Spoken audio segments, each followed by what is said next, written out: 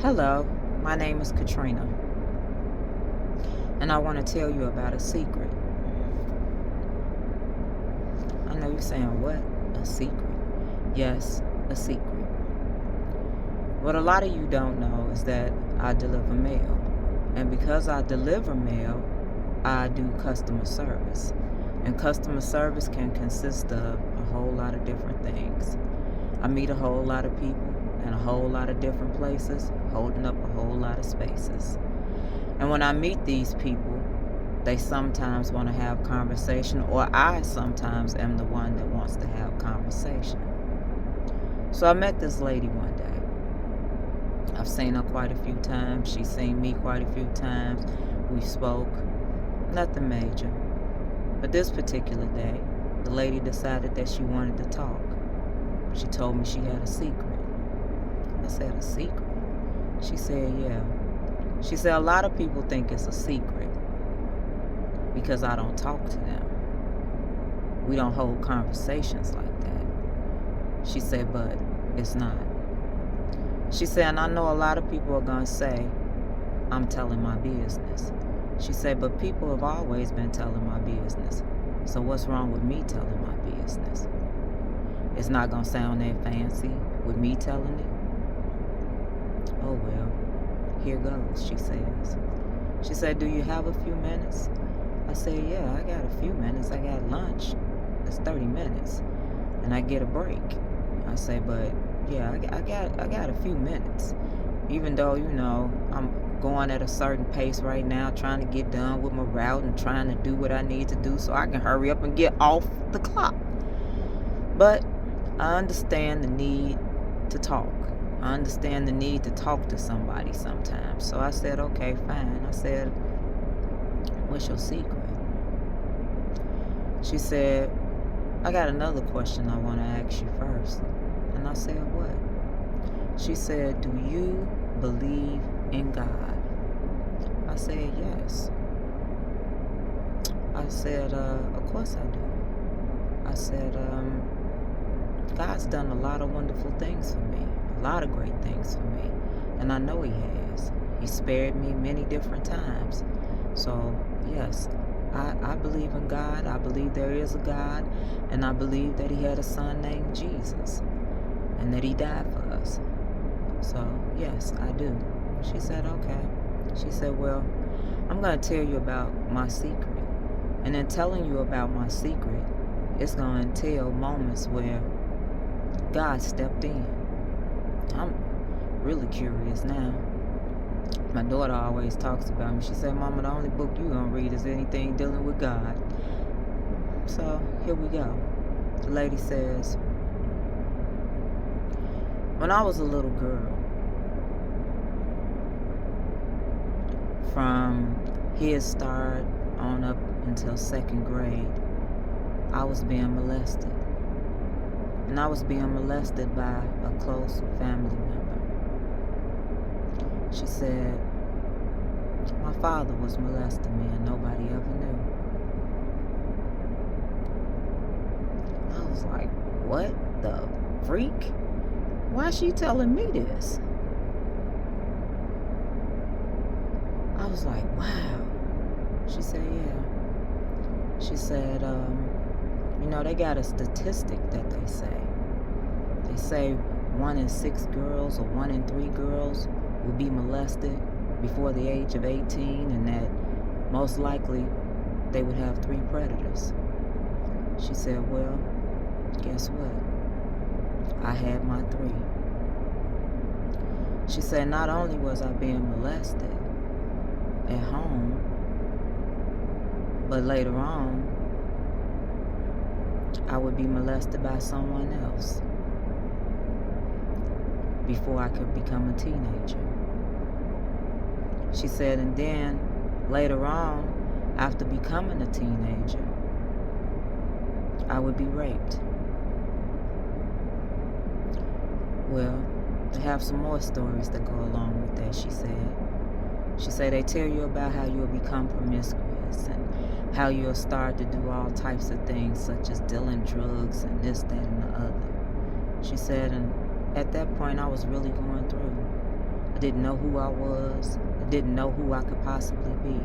I didn't even know who I could possibly become. Because all of that had attached to my identity.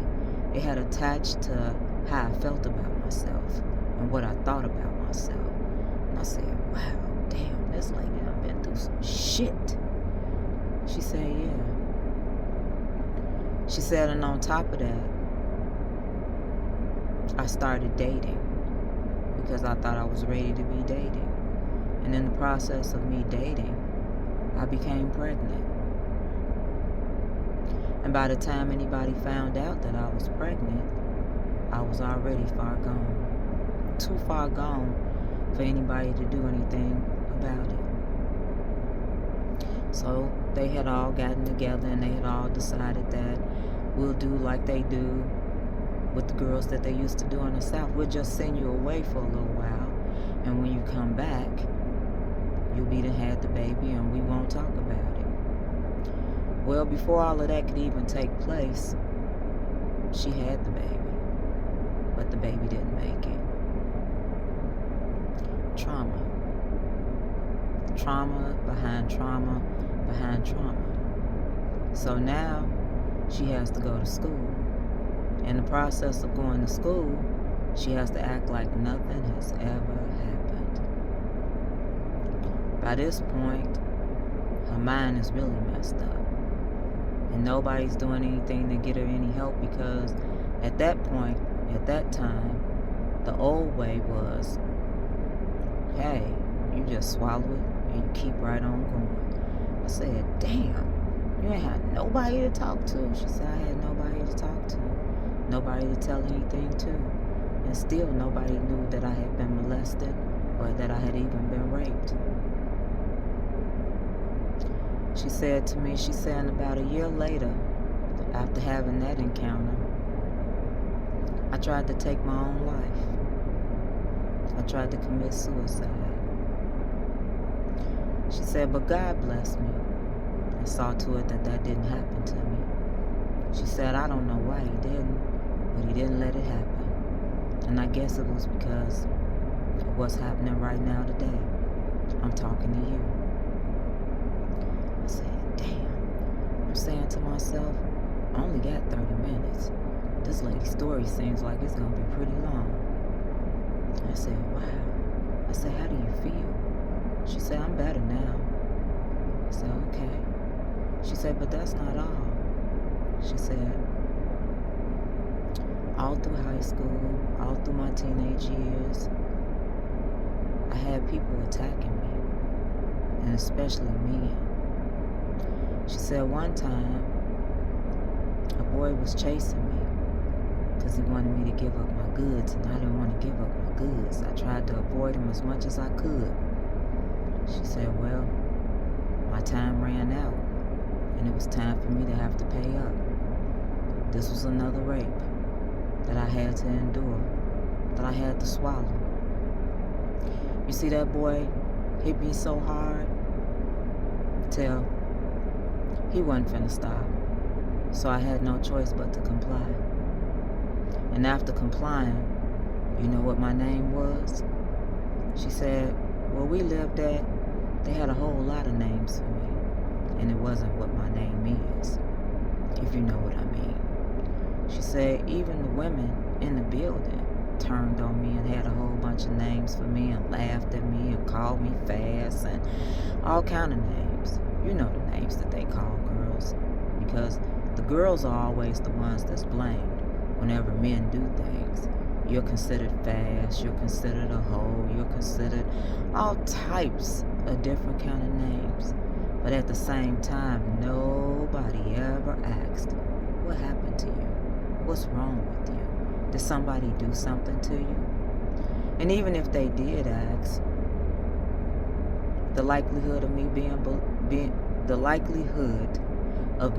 believed, well, we know how that goes.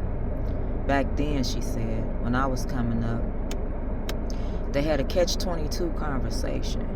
And the catch-22 conversation was something like this.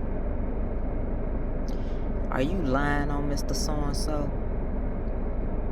Because Mr. So-and-so wouldn't do nothing like that. And you know, you got to be careful about what you're saying about Mr. So-and-so. Because, you know, depending on how a person carried themselves, depending on how they were issuing out cash or whatever the case could have been, Mr. So-and-so could not have possibly liked children. Mr. So-and-so could not have possibly been doing any of those things that you're thinking about saying they did. She said, so I just had to mind my business and live with it. She said, so later on in life, you know what I did? I said, no, because I don't. She said, I made a conscious decision that even though all these things had happened to me already, that I was going to figure out a way to try and be normal. Because at that time, being normal meant, hey, if you have any kids, you get you a job, you get married, you know, you do things that are considered to be normal. But at the same time that she was having children, because she later went on to have children, she was scared. I'm like, damn, I'm scared. I know childbirth is scary, but yeah, she said she was scared. I said, scared? She said, yeah, I was scared. I said, scared of what? I didn't know if I was going to be a good mother or not. That's what she said. She said, I didn't know if I was going to be infected or not. I said, infected? What do you mean, infected? She said, I didn't know if the things that had been done to me, I was going to do to my own children. So I was scared. The trauma resurfaced and the nightmares resurfaced. And I felt like I was losing control, like I was about to lose my mind. And I had nowhere to turn, nobody to talk to. Because back then, oh, okay, that happened, you grown, now live with it. She said, but you know what? Living with it, you do a lot of things in the process of living with it. You're unstable. You don't get a chance to release that, to talk about it, to tell somebody about it, to grieve it. Because it's a grieving process that you have to go through. Because there's a loss. There's a loss of a child. The child that had an opportunity, maybe, to go in a different direction. The struggle was real. She said, I struggled through high school. I struggled all throughout my life. I struggled with my children. Finally, she said, I did give birth. I gave birth to my first child. When I gave birth to my first child, I prayed that my first child, or rather my second child, would be a boy. And it was. She said, I was so excited because now I had a son. And that meant my son was going to be able to protect me. And that it was going to be me and my son against the world. Well, somewhere along the line, somebody decided that you're not good enough to be a parent. You don't know what you're doing. You don't know how to be a parent. And well, she said, you know what happened? She said, a good friend of mine told my grandparents that my new baby daddy had me out on the street, that he was taking my money, that I was on drugs, and that I was selling my body. And rather than them ask me about it, she said, they believed what was said. And because they believed what was said, they made a decision. They came to me with a conversation, and I thought, okay. I was still in high school. It was difficult being a parent in high school. So they said, we're going to help you. We're going to keep your baby for you until you get on your feet. And when you get on your feet, we're going to let your baby come home. I said, okay. That sounded like a deal breaker, because it was hard. She was struggling. And she could tell she was struggling. So she agreed to it with no problems. Finally, she starts doing things a little differently, a little better. Now, the thing is that they tell her, they say, well, you got to make sure you get you a husband and you get you a job, because you already got a ready-made family. Damn. Another slap in the face. Basically, indirectly, she said, they were telling me that I'm not enough. They were telling me that I'm not good enough.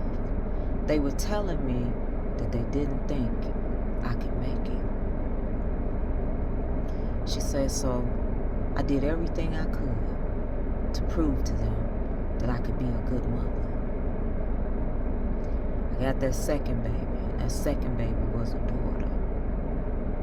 And in the process of that, I found a job.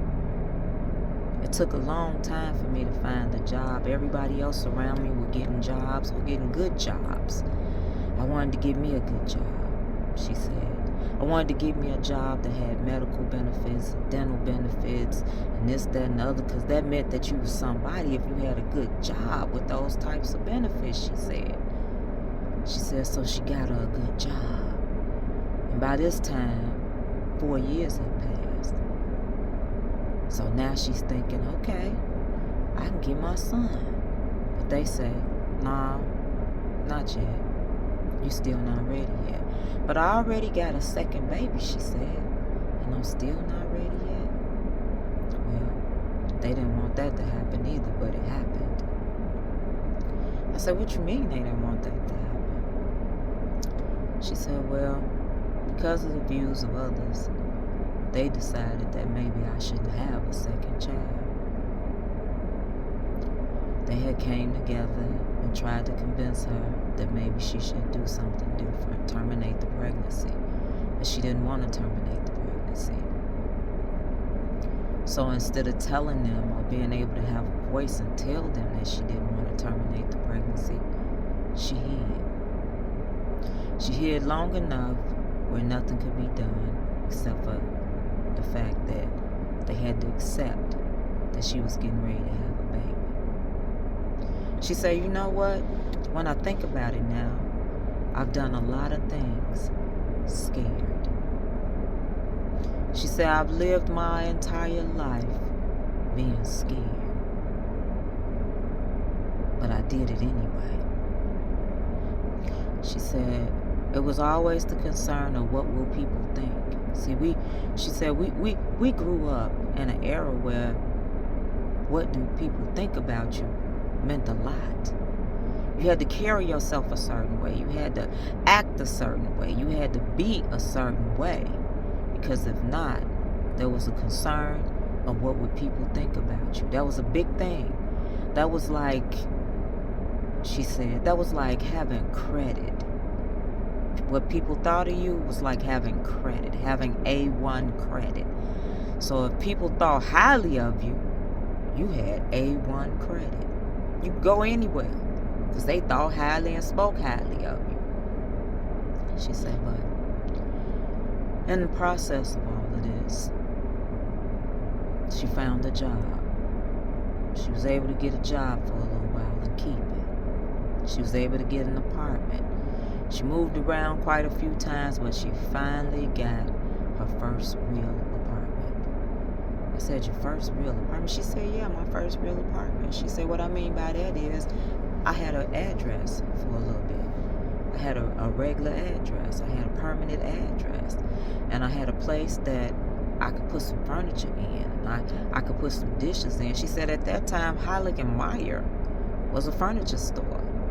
She said, and I was able to go in there and get credit. And when I got the credit, I was able to get a kitchen table. I said, a kitchen table? She said, oh yeah, I had a kitchen table. She said, it was always my dream to have a kitchen table. I said, damn, a kitchen table? I said, okay. I said, I only got 30 minutes. I said, a kitchen table? She said, yeah, a kitchen table. She said, because that meant that if I had a kitchen table, she said, see, I wanted a kitchen table with 6 chairs to it. Because a kitchen table with 6 chairs meant that me and my kids, and if I had got a spouse, we could all sit at the kitchen table and have dinner together. She said, I always wanted to be able to sit at the kitchen table and have dinner together. She said, because growing up, we ate off of TV trays. We didn't sit at the table and eat together. Or one person could sit at the kitchen table, but not everybody could sit at the kitchen table.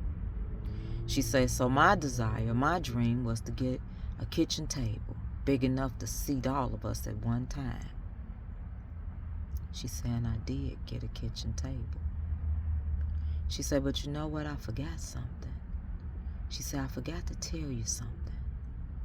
She said, out of all those times that nobody ever asked me what happened to me, finally, I met a woman who reached her hand out to me.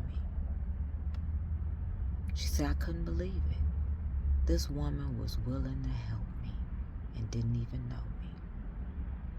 She said, this was the first time that anybody tried talking to me about anything. She said, that woman saw me one day because I used to hang out in the projects, she said. She said, in the projects, I met a lot of people. I felt safe. I felt loved. I felt taken care of. I felt taken in the projects. She said, you know what happened? She said, that lady worked at a clinic. And in that lady working at a clinic and seeing that I was already sexually active, she told me to come to her clinic so that she could help me, so that she could get me on birth control, so that I could be okay, and so that she could tell me about sex education. I said, damn, a stranger? She said, yeah, a stranger. She said, I know you probably wondering where was my mother at. She said, but my mother was a single mother. She said, and the things that happened to me, I don't fault my mother for them. Not at all. My mother was a good mother, is a good mother. She said my mother was doing the best that she could with what she had, and I understand that. So my mother, I don't blame her for anything. In fact, I love my mother, she said. She said what my mother couldn't give me, she did give me. She said, and what I mean by that is, she left it to me to figure my way. And I'm appreciative of that. I'm thankful to God for that. You know how they say you can lead the horse to water, but you can't make him drink it? My mother was able to lead me to the water, she said. And the rest of the drinking I had to do for myself. So I thank God that she was able to do that. Because you got to think about it. She said, I'm 50-some years old. Think about the timing and the era. Back then, you couldn't tell somebody you needed to talk to a therapist, that you had mental illness. No, because back then, you know what they said? You ain't praying enough. Back then, you know what they said? You just letting them folks tell you something wrong with you. Back then, you know what they said? Girl, child, please, ain't nothing wrong with you. Go in there and get you some sleep or something, and get yourself together and get on out my face. Find you something to do. The end. So you got to figure that out. But back to that kitchen table, she said. She said, oh, that kitchen table. She said, because you got to remember, I got 2 kids now. She said, oh, and by the way, I got 3. She said, and me having them 2 kids, I had 2 girls with me, traveling with me, she said. And what I mean by traveling with me is we moving around from place to place. We going from job to job together. We growing up together. She said, and at the time when I moved into my first real apartment, we had to sit on the floor and eat together. She said I would cook dinner and make sure we sat on the floor and ate together. She said every weekend I cleaned my house from top to bottom, front to back, made sure it was smelling good. And every Sunday, we had a full course meal on the table, she said. She said I made potato salad, and I made beans, and I made macaroni and cheese, and I made greens, and I would even make sure there was some dessert there. But no matter what, I cooked a full course meal every Sunday, and the table was set. She saying back then, we still had plastic. She said, so when I got my table and my chairs, I called the plastic man. She said, I called the plastic man so that the plastic man could come and put plastic on my table, on my chairs for me, because I wanted to preserve it. I wanted to make sure I was able to keep it and take care of it. She said, and that lasted for a little while. And every once in a while, she would have these moments where trauma would start showing its ugly face. And she decided that, no, not right now. I don't have time to sit around here and be broke down. I don't have time to have a meltdown. I got to raise these kids. I got to prove to them that I'm enough, that I can raise these kids, that I can do this. I got to prove to them that I can do this, because I can do this, she said. She said, have you ever had to prove something to somebody? Have you ever had to prove that you was worthy to the very people that you thought would know that you were worthy anyway? She said, so I had to prove myself. So I didn't have time to have no meltdown. The trauma was there, but I didn't have time to have no meltdown because I had to prove myself. I had to prove that I could be in a relationship, in a normal relationship. And what she meant by a normal relationship was that a man-woman relationship. Because of all the trauma, she said, I didn't know if I wanted to be with a man, if I wanted to be with a woman, or if I just wanted to be by my damn self. She said, but I knew that if I picked to be by myself, everybody in the family was going to think it was something wrong with me. She said, so I made a conscious decision to try and work at relationships. She said, yeah, I had a lot of relationships. She said, but trauma showed up in this relationship. We were arguing, we were fighting. She said it even showed up to the point where he broke my nose. I said, damn. She said, yeah, he broke my nose. When he broke my nose, and I had to go to the doctor, and the surgeon looked at me, he said, you want me to fix that nose, huh? He said, that's my nose. You want me to fix your nose? She said, I couldn't believe he was talking to me like that. Heck yeah, I want you to fix my nose. He said, why should I fix it? You gonna be right back with him. I said, I know you gotta be kidding me, girl. She said, yeah, that's what he told me, that I was gonna be right back with him. She said, you know that man fixed my nose, right? I said, yeah, because your nose looked fine to me. She said, yeah, he fixed my nose. And you know what? I said, don't tell me that man knew what he was talking about. She said, bullshit. That man knew what he was talking about, because guess what I did? I was right back with him. She said, you know, all that trauma and everything else that I was already going through, I ain't know my worth. I ain't know my value. I didn't even know who I was. I didn't even know who I wanted to be or what I wanted to be. I just knew what everybody else was telling me. She said, but I know you only got a few minutes right now. She said, and I don't want to take up all your time. She said, so maybe next time when I see you, we can finish our conversation. She said, that's if you don't mind us talking. She said, because I want to tell you my business. I said, damn. I said, well, I get 2 10-minute breaks. That's 20 minutes right there. I got at least 20 more minutes. I said, but I can come back. You could take my number down. Or she said, no, I'll see you again. Because I always see you. I see you even when you don't see me. I see you. She said, so we'll finish this. We'll come back. She said, but I want you to remember one thing. I want you to remember one thing, and I want you to keep this one thing in your mind, and I want you to take it with you.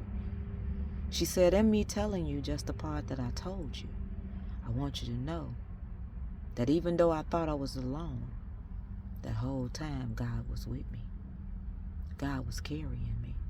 God was looking out for me. God did some wonderful things for me. Yes, it was times that I was upset with God. Yes, it was times that I didn't understand God. She said, but God took care of me. I want you to know that. And God gets the glory. I want you to know that. She said, so until we can meet again, until we can talk again, until I can tell you my business again, my friend, I'll talk to you later.